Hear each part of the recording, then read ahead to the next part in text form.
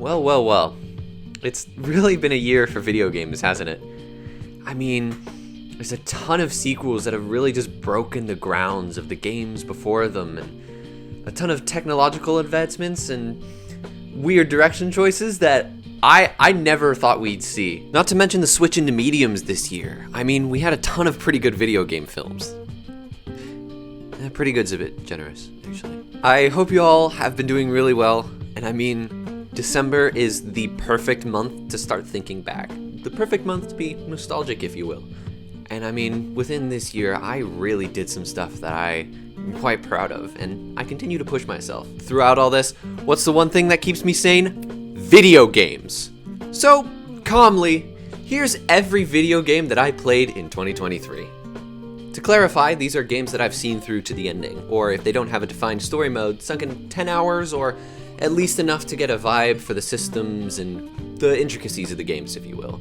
So without further ado, here's a little bit about every game that I've played this year.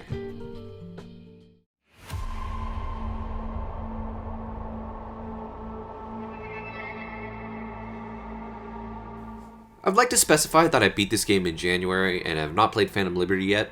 I've heard they did a huge overhaul, so it might be worth a second chance. On that note, from when I was playing, I'm still a bit mixed on the gameplay. A lot of it was fun, but there were sections where I felt stuck, or it kind of began to rub off like any old AAA FPS. I enjoyed the array of cool stuff that you could do, but the gunplay just seemed so basic. There were also customization blocks that felt both cool to indulge in, but similarly useless. It was more an illusion of choice, with some other moments being super crucial decisions and little warning to tell you when your conversation really matters. That's just the cons. Looking to the pros, I've got to say this story moved me. Night City was a bit too bright and the glitches and technical difficulties made me dig a little bit, but what really came out of it was tremendously compelling. Keanu Reeves was perfect in his role and made Johnny Silverhand super interesting. This game was heavy, but it did address everything well. I still had to take a few breaks to process what was in front of me at times, and God, it pulled on my heartstrings when it wanted to. It feels as if there's a piece of Night City that everybody can connect to. Overall, the technical aspects cannot be overlooked, and the gunplay was not all that interesting. That's the biggest issue. It doesn't begin to feel super special until late game. Even so, Night City tells the story of lost souls in such a way that it's hard to keep your eyes off of it. Definitely a world worth breezing into. Its themes alone are why it's worth a shot. If for nothing else, for the Mantis Blades, rah!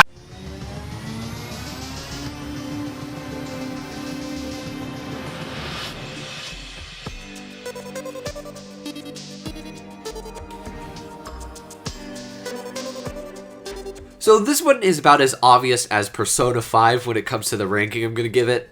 Terraria is one of my favorite games of all time, specifically because it has so much heart and soul. Everybody calls it 2D Minecraft, but that could not be further from the truth. The gameplay here is a lot of fun, and though it's simple, it's effective and varied enough between classes and weapons that makes it insanely replayable. It opens up a lot of opportunities and amazing bullet hell-like bosses that no other game has. The last time I launched this game up was for a run of the 1.4 Journey's End update. Yeah, I was the one who killed the butterfly and let this absolute banger rip.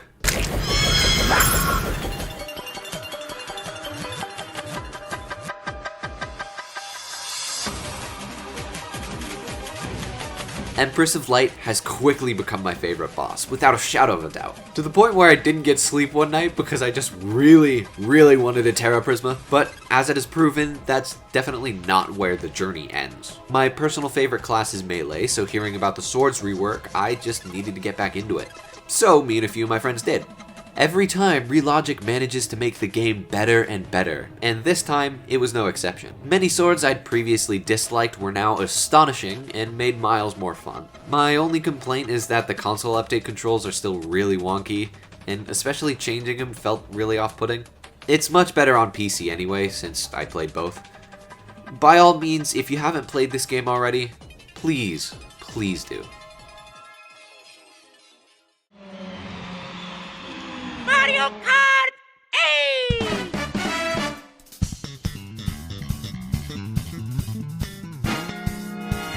See, Mario Kart 8 Deluxe itself can't really be pinned down. Obviously, we got more booster course pass tracks this year, which I wanted to say are notable enough to pull me back in. Again. Though yeah, I did play last year's courses, this year I gave the game enough time, with and without friends, to truly engage myself in this goofy racing game. What did I do, you ask? I finally got myself Gold Mario! And as always, I'm really happy I did. I also learned a few tips that I didn't know and made me feel really stupid as a veteran Mario Kart player. You can accelerate with the Y button. You can also do something called brake drifting that actually gets you reliably on Rainbow Road and through corners in Bowser's Castle. Anyway, back to the new stuff. Gotta say, as of writing this segment in late March, I love what they're doing. Yoshi's Island is such a great track, and I love all that they're bringing back. Overall, I can truly say that this is the defining Mario Kart experience. At least so far. It's kind of like a Switch staple. And although some of the booster course pass tracks really lack in terms of personality after adapting them, I'd still think this is the top-notch Mario Kart. My thoughts haven't really changed at the end either. It's super solid Mario Kart, although a few of the tracks do really lack life. I never really thought my beloved Wiggler would get back in, but hey, here he is, along with Koopa Cape and Daisy Cruiser. At the end of the day, you truly can trust Mario Kart. It doesn't rule out the other games altogether, but with the booster courses and absolutely jamming soundtrack, you can just never go wrong with it.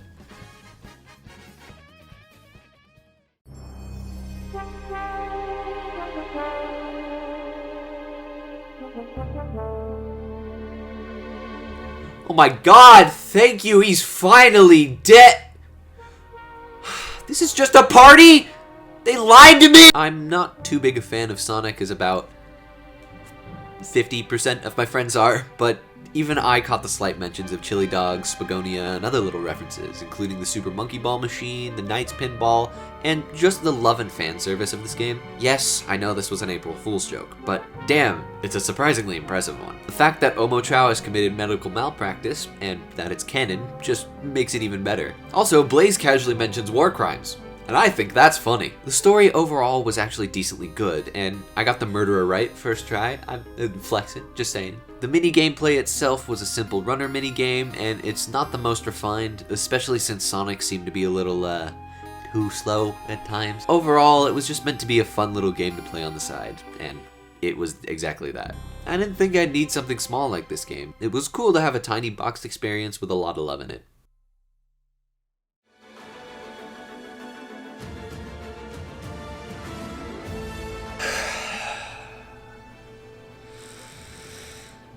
I played Fortnite again.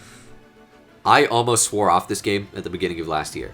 It's fun, but it was quickly losing what I loved about it most, and more so draining my bank account with the deadly sin of vanity. But in April, there was this collaboration, if you will, that got me to return. Bro, it's literally Mikasa hitting the gritty! And I fell victim to a few of my friends making me re-download this game. Anyway, from an actual gameplay standpoint, Fortnite has only expanded. Specifically, what made me return to Fort and consistently turn it back on is the zero build mode. It finally removes that stupid turbo building and adds a different sort of classic battle royale challenge while still having the good Fortnite feel. They screwed up, however, specifically on how you do the battle pass and some of the delivery of the different challenges, weapons, and what have you. They were either sort of roundabout or too lengthy, but overall it's still some fun time with your friends. The weapons, at least as of April 20th, are in a really great cycle at the moment, where it feels as if I have a good balance of options, but not too much to put me unequally against everyone else. The ODM gear and Thunder Spears are so much fun, and the return of lightsabers was amazing. They're all done great and fit really well into the weapon pool, but overall, it's still just Fortnite. If you haven't played in a while and you're curious, I'd recommend it. And honestly, why are Fortnite wins always just so satisfying? Edit! Edit! I got the W edit!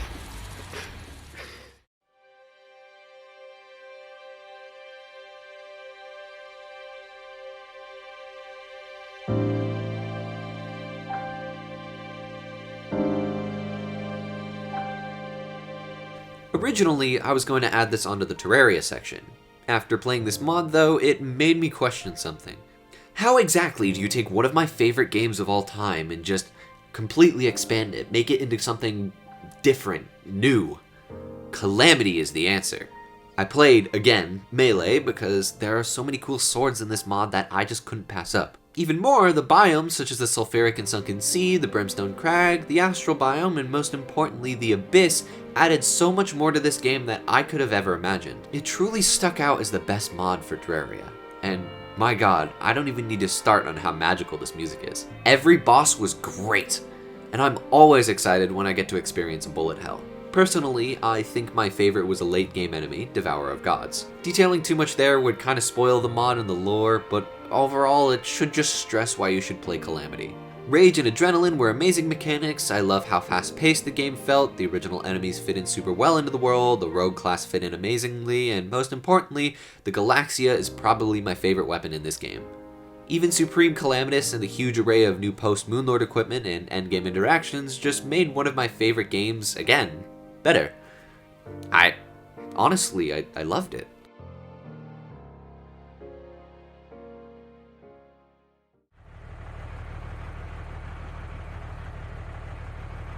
Yeah, this is the new gag pick. I mean, jumping taco was one button, and that was there for no reason. At least now we're in a 3D landscape with mediocre driving. But hey, I mean, flinging people out of the back of a truck is funny, so at least it stuck to its name. Fire Emblem. Engage.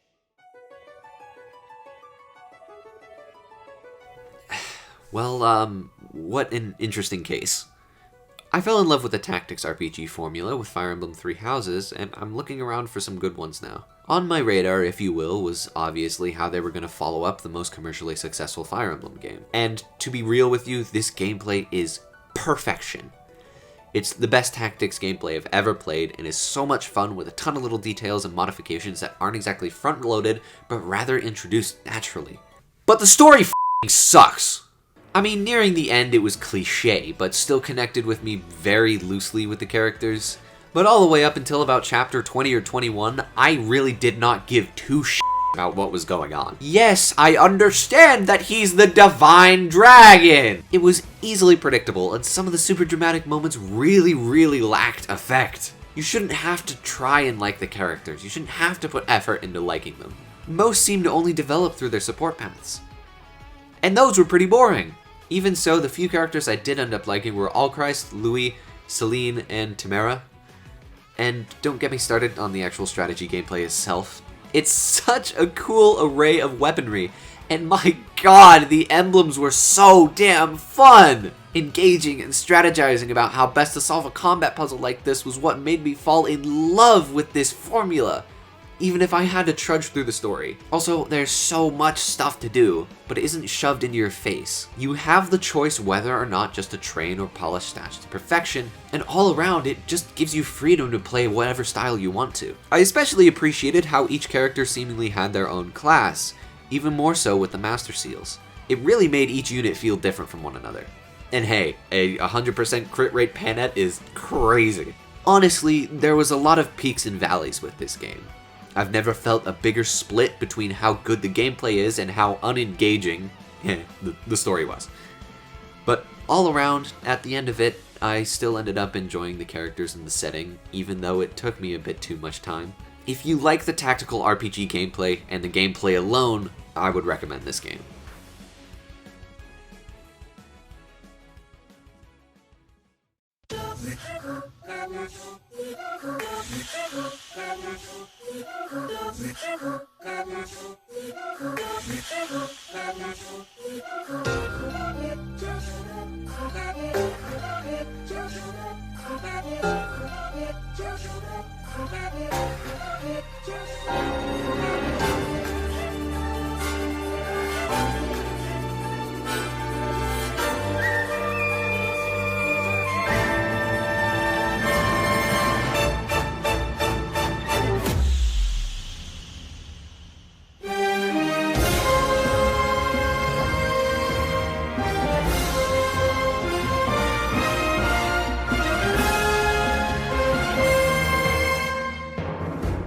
Jeez. Put so many notes down for this game, and what was supposed to be a small summary really quickly turned into me gushing about it. The Legend of Zelda Tears of the Kingdom took my second favorite game of all time, The Legend of Zelda Breath of the Wild, and made it look like a proof of concept. Nintendo expanded upon the open world of Hyrule threefold and made me fall in love with it again. So damn quickly. There was never a point where I was not distracted by some fun piece of exploration, which is no longer just Koroks and shrines, but cave systems, broken down temples, wells, yes, wells, and then the combat again, impeccable. The runes, although I miss remote bombs and stasis, made for some great gameplay and a tremendously impressive physics engine. There were times where I truly felt badass with a fused weapon and some dope armor, and other times where I felt like I was coming straight out of a Jackass movie shoot. The story does take some strange turns, but God, it made me love the new characters, and really developed characters like Purah and Riju, who we didn't get much time for before. I could keep going on, but if there's something to be said, it's this. It's not how do you solve this, it's how do you solve this. It's not what's gonna happen next, it's what will I find next? What am I going to do next? Where can I go next? The companion abilities have become practically useless, not because they were, but because of the way that you had to summon them by running up to them. It was probably the most janky thing in the game. Tulin ended up being the only one I'd have on. The Geoglyph tiers did lose a lot of luster for me once they got out of order. There's no real way to know what order to go in though. Honestly, I do miss a bit of that serenity of an empty field from Breath of the Wild. But the trade-off is a much more dense world. 10 out of 10 is just about right if you take in both the things that it did right and my proof of video bias. But as a tremendously expansive sequel to one of my favorite games of all time, it deserves to hit the maximum. I genuinely don't know how something's going to top this for Game of the Year.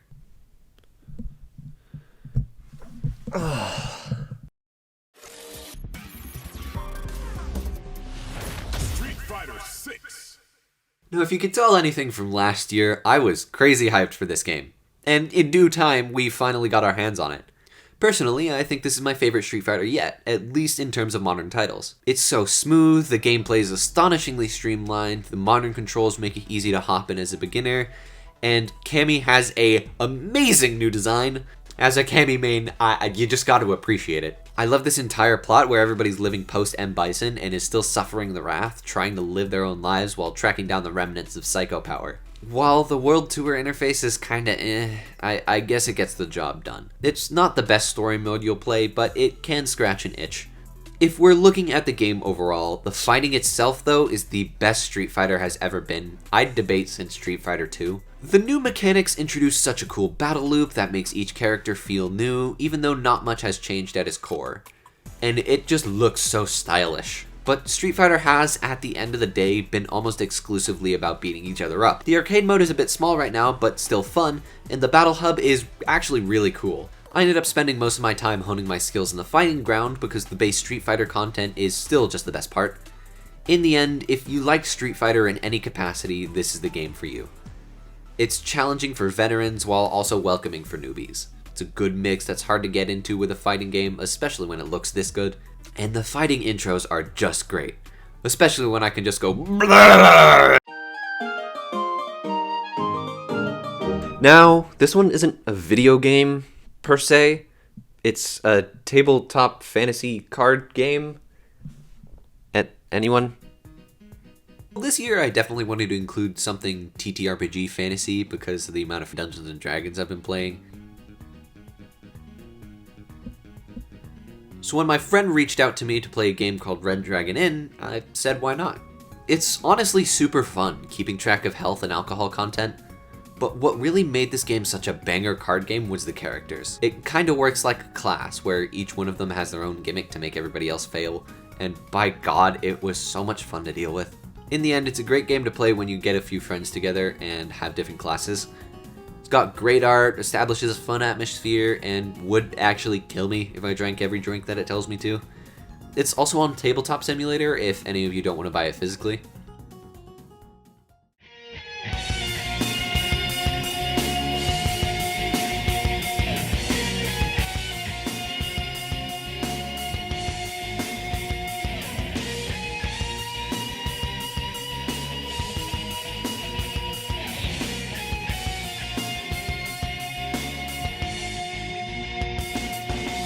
Yes, this was on last year's list. But if you check back there, I am still stuck on the final boss. I think you know what I mean now. I did it, guys. So now I can fully write about and appreciate its ending.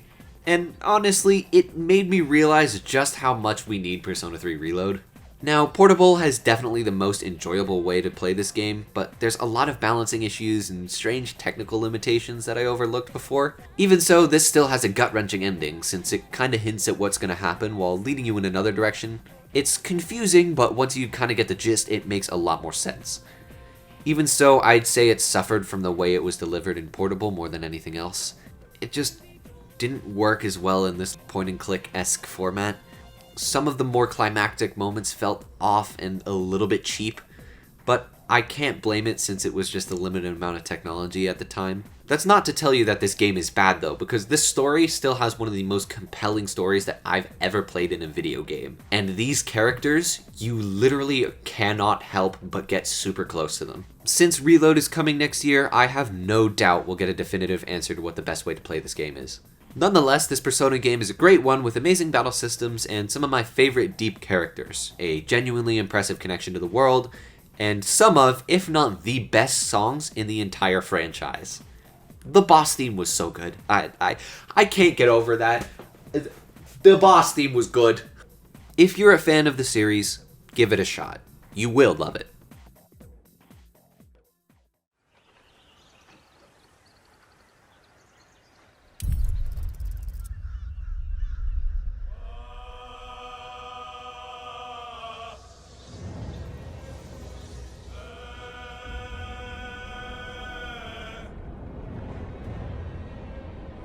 Alright, I don't know how to say this without repeating what everybody else has already said.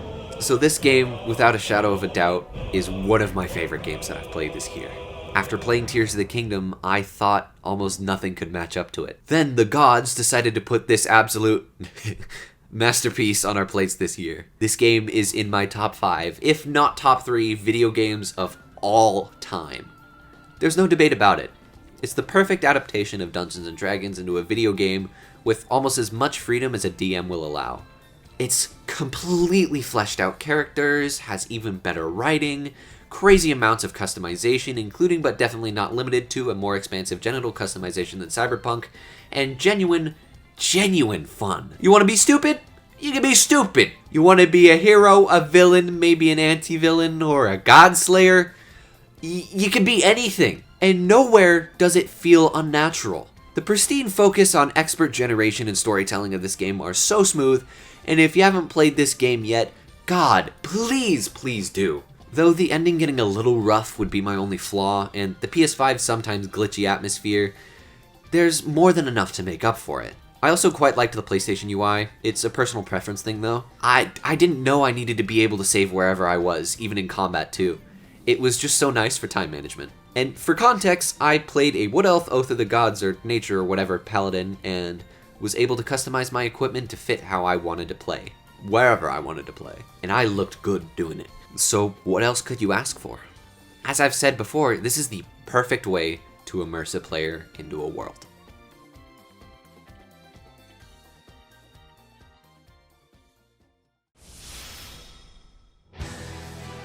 My hero, Ultra Rumble. Ultra Rumble is a lot of fun. Its combat system is a bit disorganized, the gacha rolls suck, and it's definitely got that licensed-esque this is an anime game feel to it that I've become used to recently. It also has that anime game with too loud a music syndrome. Putting the presentation aside though, the game itself is actually quite impressive. I had a lot of fun messing around with the characters after giving them a chance, and each of them had their own little twist on a main set of attacks. Personally, all my friends call me Kaminari, so I just instantly became a Denki main, which was so much fun to play. So to that note, each character has a ranged, an AoE, and a charge attack. Though yeah, some characters can mix it up, this consistency is what makes the loop actually really enjoyable. The gacha mechanics are going to lead to its demise, but overall, the switch to a battle royale instead of a 3D arena fighter was exactly what the MHA games needed. I wouldn't openly recommend it, but if you're looking for something free to play with your friends, or if you're really craving more My Hero stuff, it's not a bad option.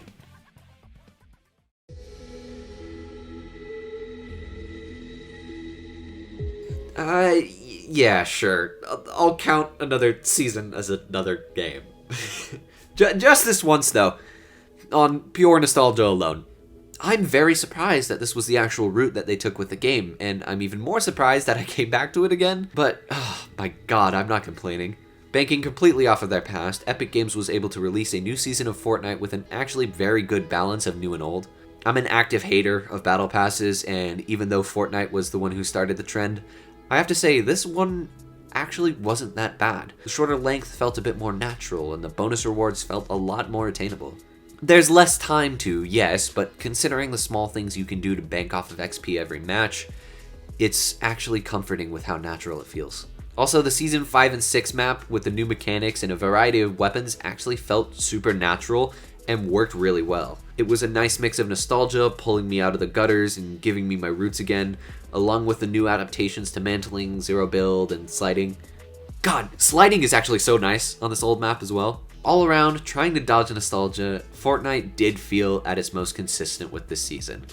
There's a few things that they took away, like swimming and the imbalanced drop rates of certain weapons, and especially the lack of health items, but overall, I really enjoyed the season. It felt like it wasn't trying to be something else or something huge, and just embraced its core, which really paid off. And I think that's in part because of the map, because the original map was at its core designed around the gameplay. It's quite balanced and the points of interest are well designed, as they always were.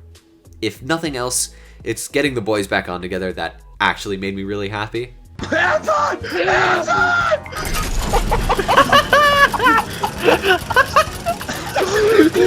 Bro. No. Flip's car. Pro 34 shield right there. Behind the tree. Yeah, they're cracked. Oh, right next to us. Knocked one.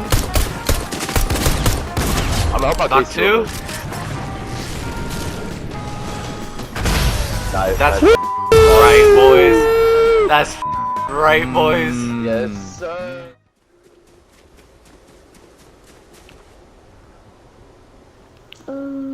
Wait, Got it. right, I'll take the I magnum. just need the ammo. I don't need the. Oh.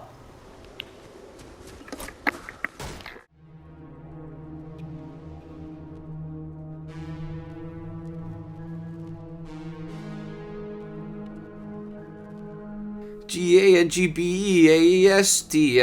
Gang Beasts! So I've played Gang Beasts a lot before this year, but it was nice to revisit it with the boys. Being the perfect follow-up to the Fortnite OG season, whenever me and my mates would get tired, we'd just swap to this goofy little thing. Now, you can't go wrong with silly physics games. They're not bad, and simplicity makes it surprisingly replayable. You can swing around on the same things, but it's these blobby pals that really make it unpredictable. I revisit this game a little too much sometimes, so I'd say this gets a step above. Its wave mode is easy to play in single player and multiplayer, but the game itself is very dependent on multiplayer. It's not a bad thing, but there's just not enough unless you have multiple people ready. It's kind of the point, but it's definitely a small notch down because of it. The only reason I would say that is because the wave mode is the only thing you can really do in single player, and it, again, is designed a lot more around multiplayer. So the difficulty gap is pretty high. What there is polished now, the customization is really great, and the fun moments you'll have are second to none. Of this genre, there's definitely a reason that this one became the funny streamer game. So it's good, I wish there was a little more to do, but still, it's the best of its league.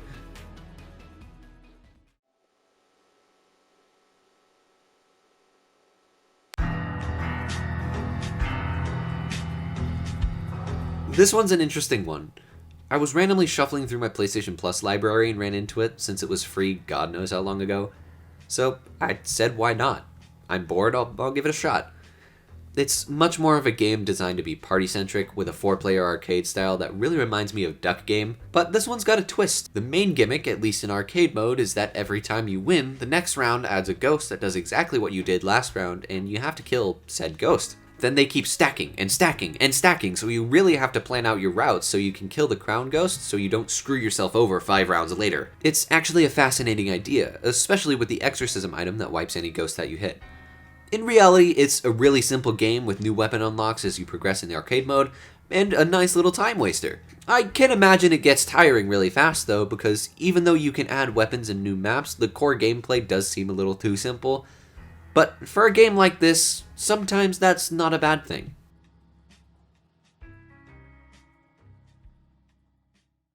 You know, there are times in life where it can get really hard.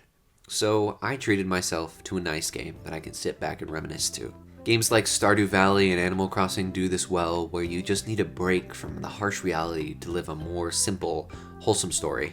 And what game did I choose to send me into a calm atmosphere?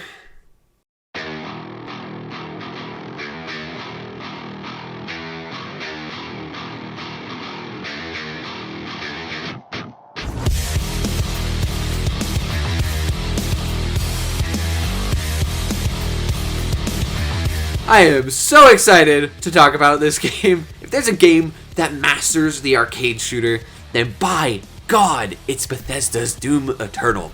There is no competition there. The gunplay is smooth, the mechanics are amazing, and God, it's just so satisfying and soothing to just rip and tear into some demons in little shreds like you're watching a Saw movie. Something really nice is that each special demon has a weak point or timing that you can manipulate to kill them faster, and it's a load of fun to try out different guns for that purpose. Not a single gun sucks, by the way. The super shotgun is by far my favorite, because I just like it up close and personal, but God, the plasma rifle, the sniper scope on the heavy, the straight minigun, and the BFG, oh my God, it's a classic. And the piece of the pie that most people will know this game for, it's the soundtrack. Let me tell you now, it does not disappoint. Not in the slightest. It's one of the most fitting soundtracks and probably best in all of gaming. And the only thing they fear is without a doubt my favorite track. This game is overly gory, gruesome, disgusting, and that adds so much damn charm to the heavy metal tracks in the background.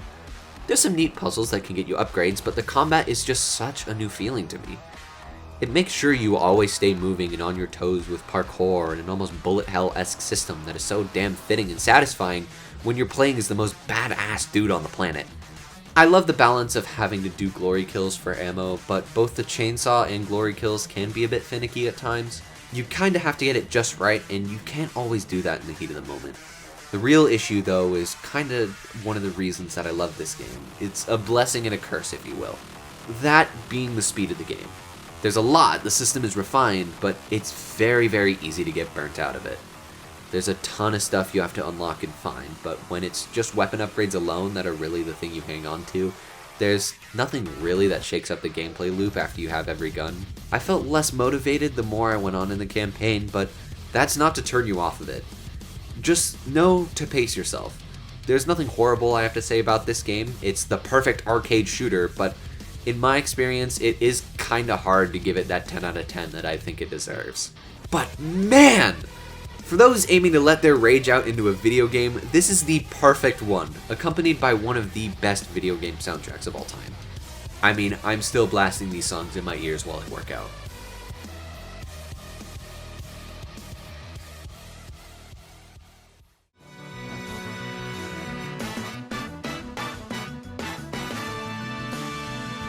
This was also one of those time wasters, but this time I actually had some friends with me. And the multiplayer in this game is so much fun. It's again really simple, but the amount of customization and unlocks, maps, basically the quality of life is a lot better. There's a lot more to shuffle through. Sometimes it can be a bit rough with responsiveness, but with how fast you have to go in this game, there's no doubt that it's just gonna happen. It's really, really fun though. It can be frustrating if you're getting your ass kicked, and honestly, some of the different power-ups can be a little bit finicky. But the main gameplay loop is just really, really good. The story mode's great, and the crossovers are unexpected and a welcome inclusion. I love being the Flash while looking like Cinnamon Toast Ken. Hell yeah. The gradual unlocks makes both playing versus mode and the story a little more rewarding. A bit of a double-edged sword, but it's an amazing multiplayer game. Satisfactory single player, but definitely a fun thing to get competitive with at a party.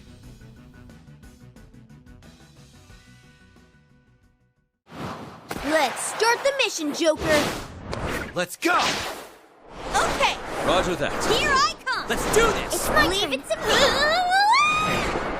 me. Persona 5, Tactica. Persona 5 Tactica was exactly what I wanted to end this year off with. And so I did. I'm still working through the DLC with 2 of my favorite characters from Persona 5 Royal as the emphasis, which is awesome. But the base game itself is more than likely what you've heard about and come to expect. And let me tell you, this slick chibi-style non-canon game was surprisingly good. To quote my Anime Fire article, it was a lot less like Fire Emblem and a lot more like Mario Rabbids Kingdom Battle with a cover-based formula and a spice of Persona combat that fans have come to know and love. Overall, the actual combat gameplay was definitely out of my comfort zone, but roped me in nonetheless. And again, nothing groundbreaking, but it's definitely finely crafted. The follow attacks, criticals, and the motivation to spread out your combatants all really contributed to what make this game so good. The difficulty was not really an issue, and the change between difficulty modes can add spice if you so desire. But overall, it's just kind of fun to play this game. By far, the best part is the ability upgrades and incentive to swap between characters and spend time maximizing each and every unit, since you actually gain benefits from party members that you didn't use in the last encounter. That was the main thing that really pulled me into this loop. Now, in terms of the story, I'd say it's definitely got that Persona feel, but with that subtlety for teen block. It wasn't groundbreaking for the series, but it had its own flavor that was new to the franchise. I especially liked how each kingdom was based off of a historical revolution that occurred. I do have to say that the characters carried though, since Toshiro and Irina meshed really well with the previously established cast. Also on that note, the fusion system was done really nicely, but was kinda set up as a side hustle in comparison to skills and equipment. And what's the one thing Persona has to do amazingly? To follow the revolution in your heart. We'll guide your way. We'll guide your way through the dark. The music. They went for it, and I mean they did not miss with this soundtrack.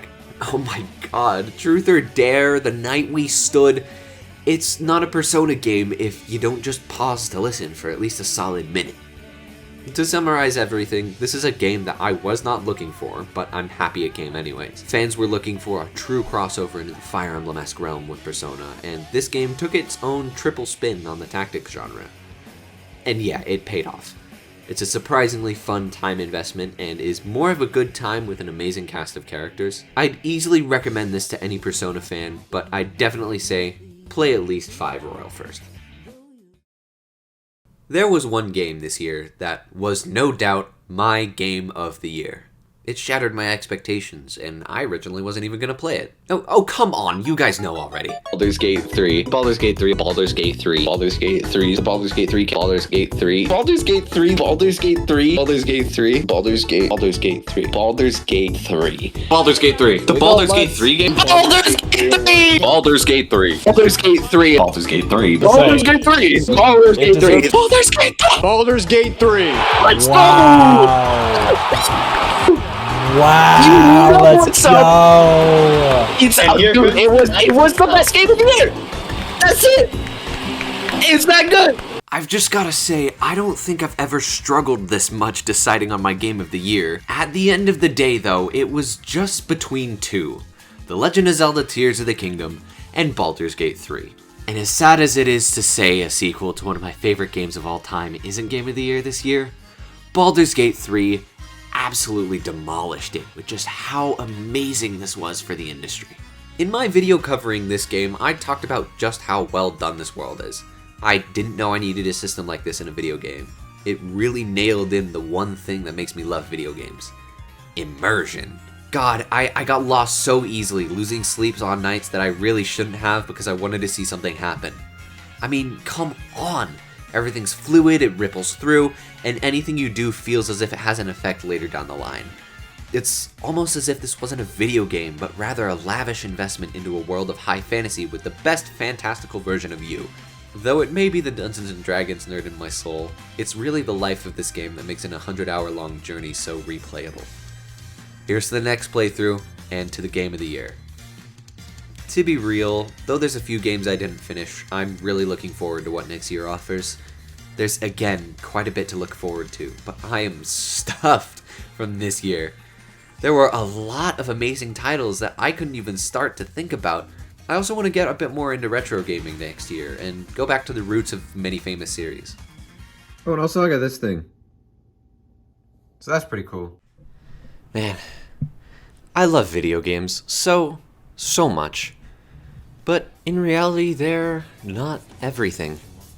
If this year has taught me anything both in and out of game, it's that don't be afraid to delve into a new story. And I mean, if we're talking about delving into new stories, or should I say new-ish stories, there's really one game that I'm excited to delve into next year.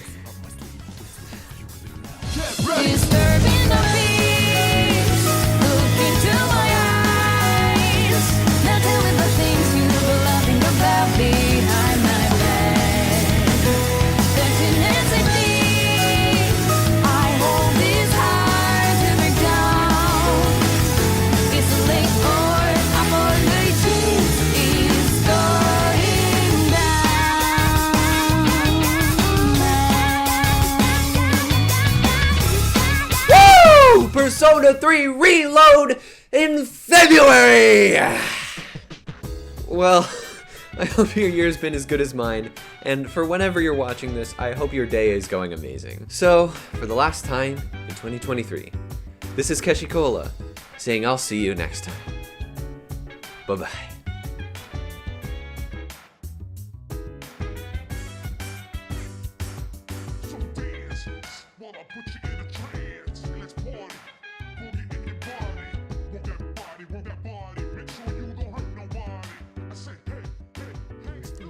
Peace. Look into my eyes. Now tell me the things you're loving about me.